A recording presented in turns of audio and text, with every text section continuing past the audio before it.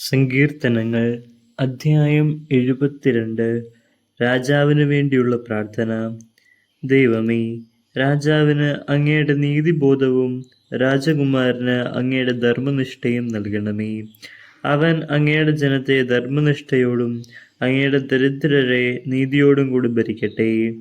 നീതിയാൽ പർവ്വതങ്ങളും കുന്നുകളും ജനങ്ങൾക്ക് വേണ്ടി ഐശ്വര്യം വിളയിക്കട്ടെ. എളിയവർക്ക് അവൻ നീതി പാലിച്ചു കൊടുക്കട്ടെ. ദരിദ്രർക്ക് മോചനം നൽകട്ടെ. മർദ്ദകരെ തകർക്കുകയും ചെയ്യട്ടെ. സൂര്യചന്ദ്രന്മാരുള്ള കാലം വരെ തലമുറകളോളം അവൻ ജീവിക്കട്ടെ. അവൻ വെട്ടിനിർത്തിയ പുൽപ്പുറങ്ങളിൽ വീഴുന്ന മഴ പോലെ ഭൂമിയെ നനയ്ക്കുന്ന വർഷം പോലെയുമായി തിരിക്കട്ടെ. അവൻ്റെ കാലത്ത് നീതി തഴച്ചു വളരട്ടെ. ചന്ദ്രനുള്ളിടത്തോളം കാലം സമാധാനം പുലരട്ടെ. സമുദ്രം മുതൽ സമുദ്രം വരെയും നദി മുതൽ ഭൂമിയുടെ അതിർത്തികൾ വരെയും അവൻ്റെ ആധിപത്യം നിലനിൽക്കട്ടെ. വൈരികൾ അവൻ്റെ മുൻപിൽ ശിരസ് നമിക്കട്ടെ. അവൻ്റെ ശത്രുക്കൾ പൊടിമണ്ണ് നക്കട്ടെ. താർശീശിലെയും ദ്വീപുകളിലെയും രാജാക്കന്മാർ അവന് കപ്പം കൊടുക്കട്ടെ. ശേബായിലെയും രാജാക്കന്മാർ അവന് കാഴ്ചകൾ കൊണ്ടുവരട്ടെ. എല്ലാ രാജാക്കന്മാരും അവൻ്റെ മുൻപിൽ സാഷ്ടാംഗം പ്രണമിക്കട്ടെ. എല്ലാ ജനതകളും അവനെ സേവിക്കട്ടെ.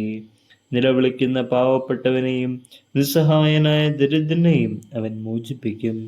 ദുർബലനോടും പാവപ്പെട്ടവനോടും അവൻ കരുണ കാണിക്കുന്നു. അഗതികളുടെ ജീവൻ അവൻ രക്ഷിക്കും. പീഡനത്തിൽ നിന്നും അക്രമത്തിൽ നിന്നും അവരുടെ ജീവൻ അവൻ വീണ്ടെടുക്കും. അവരുടെ രക്തം അവന് വിലയേറിയതായിരിക്കും. അവന് ദീർഘായുസ്സുണ്ടാകട്ടെ. ശേബായിലെ സ്വർണം അവന് കാഴ്ചയായി ലഭിക്കട്ടെ. അവനു വേണ്ടി ഇടവിടാതെ പ്രാർത്ഥന ഉയരട്ടെ. അവൻ്റെ മേൽ അനുഗ്രഹം ഉണ്ടാകട്ടെ. ഭൂമിയിൽ ധാന്യസമൃദ്ധി ഉണ്ടാകട്ടെ. മലകളിൽ കതിർക്കുല ഉലയട്ടെ. ലെബനോൻ പോലെ അത് ഫലസമൃദ്ധമാകട്ടെ. വയലിൽ പുല്ലുപോലെ നഗരങ്ങളിൽ ജനം വർദ്ധിക്കട്ടെ. അവൻ്റെ നാമം നിത്യം നിലനിൽക്കട്ടെ.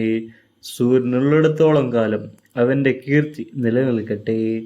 അവനെപ്പോലെ അനുഗ്രഹീതരാകട്ടെ എന്ന് ജനം പരസ്പരം ആശംസിക്കട്ടെ. ജനതകൾ അവനെ അനുഗ്രഹീതനെന്ന് വിളിക്കട്ടെ.